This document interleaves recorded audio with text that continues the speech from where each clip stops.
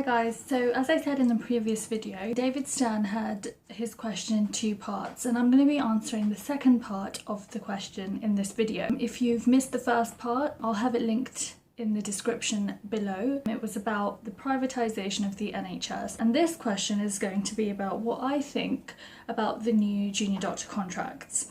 Now, that's very topical again, just as the previous question. Therefore, it's very likely that they will ask you this in your interview. So it's good to kind of know a general background level of information about what's going on. I've actually found a really good website that will explain this in a bit more detail. So I'll leave that linked in the description as well. And it's got a good summary of everything that's proposed and kind of different feelings and viewpoints from different professionals. So in this video I'm just going to give you a very brief summary about the things that I think are the most important to kind of do a bit more research on, or just to give you a basic level of understanding to start off with. So the contracts actually affect all doctors below consultant level. The contracts will affect the pay that doctors receive. It's proposed that doctors will have to work for longer hours to get the same amount of pay, and so essentially they're getting less money if they work the same amount of hours that they do now. Doctors may also find it more difficult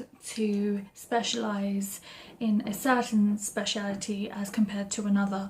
For example, GPs currently get a GP trainee supplement. So when they're training to be a GP, they get this extra amount of money to make sure that the amount they're paid is the same amount as doctors in hospitals training in their specialities at the same level. So if in the proposed contracts it's saying that the GP supplement will be taken away, so GPs will essentially be earning less than their counterparts in hospital.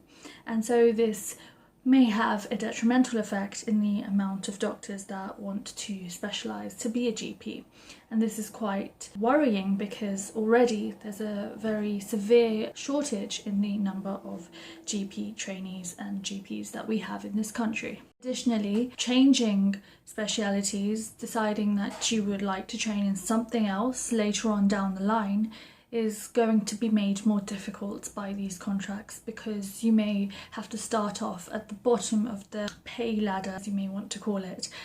So you may have done a lot of training, but when you change speciality you may have to go all the way back to the bottom in the amount of money that you're earning, and that's also quite difficult for people who want to progress in their career, who want to change path, or perhaps people who want to take time out to perhaps do a PhD or to have children, and that's all going to be affected by these contracts. So it's definitely something that you can look into and see exactly the kind of things that this can have an effect on. So I'm just going to go back to the question that David asked, which was really asking about my opinions. So I'm going to be talking to you a little bit about that. Obviously these are my opinions. You may have a different opinion and that's completely fine, but it is important to give both sides of the argument, the good and the bad side, when you're answering any question in your interview.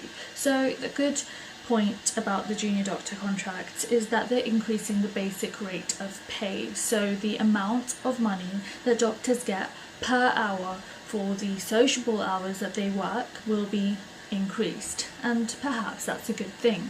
However, on the other side, they are increasing what they deem to be sociable hours. So currently it's Monday to Friday, 7 AM to 7 PM. That's the sociable hours. And then there's the unsociable hours, any time apart from that, where doctors get paid a lot more to work for those hours. But now they're changing that to be 7 AM to 10 PM Monday to Saturday. So they've increased one day as well as increased 3 hours every other day, so every weekday.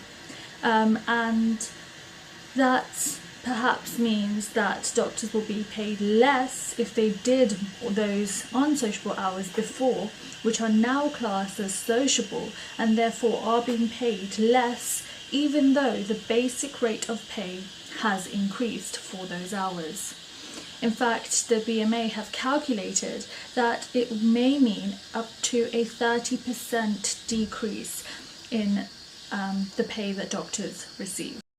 Another good point that the government gives for the contracts is that they say the contracts will provide a fairer deal for all medical and dental trainees, and so the pay relates to the actual hours that are worked. On the other hand, if doctors do have to work an extra amount of time, because of these changes in the sociable and unsociable hours and the amount of pay that they get, and perhaps the pay cut that they will have to endure, then will it mean that they will have to work for longer hours to make up for the money that they're losing, just to make sure that they're getting enough money for whatever that they need to make ends meet? And if they're working for longer hours, does this mean that they'll be more tired? And will this mean that they'll make mistakes that they may not have made if they weren't as tired from working such long hours? So that's really my opinion. I'm not sure if these contracts are safe, and I don't know if it's really beneficial to patients as well as to doctors, because we need to also be healthy to make sure we're providing the best care for our patients. Those are just some of my opinions. I've kind of highlighted the good and the bad about these contracts. As I said, I will link a really good article on different opinions that professionals have, as well as kind of the for and against, and I hope that helps, and I hope this video has also been helpful. There's a new video coming up very soon, and so look out for that. Subscribe to make sure you catch it when it goes live, and also like the video if you found this helpful. Thank you, and I'll speak to you soon.